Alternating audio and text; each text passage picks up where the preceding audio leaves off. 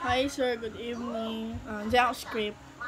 Yeah, tagkuhan ko para basahon na kan. Okay. Hi sir, good evening.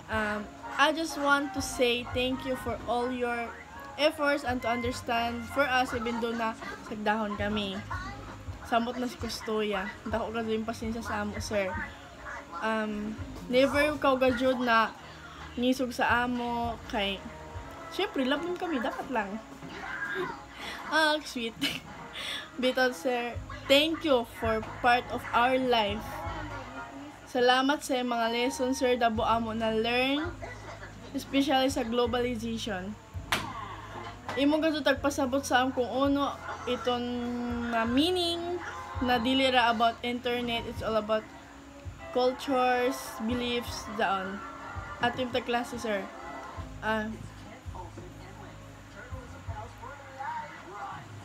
Salamat sab sir sa imo tag klasin sa amnat about sa different culture daboy amo na learn to sa Hinduism, Buddhism, daboy amo na kuan na learn.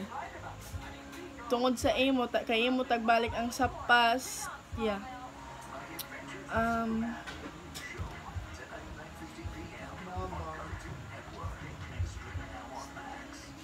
ako ra mahilaong sir sa imo. Thank you so much kay isa ka sa amon na instructor kamudhan ni Ma'am Ness. Grabe ni Zugazud na pasensya sa amo. Imo kami tagtagaan ng activity para lamang taas sa grado. Tapos biskan kami ramo score sir. Naghanap ko gazud ng way para makapasar kami. Samot na ito palong quiz ka 1 to 100. Biskan nimo kami sige tag pressure.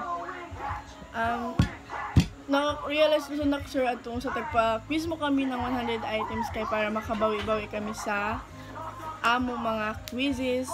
Also sa midterm sir kay gagmay gado ang mga score. Unsa para sa akin kang pinaka-the best teacher kahit yung naghanap ko gazon ng paraan para makapasar kami. Unta makapasar manifest. Sir, ako ramelaw sa imo sir, papasara kami tanan sir. Ako ramelaw sa imo sir, ikaw ng pinaka the best guwapo na instructor sa NEMSO Kantilan. Love ko na mo sir. Biskan sige mo kami pressure. That's all. Thank you. Bye bye.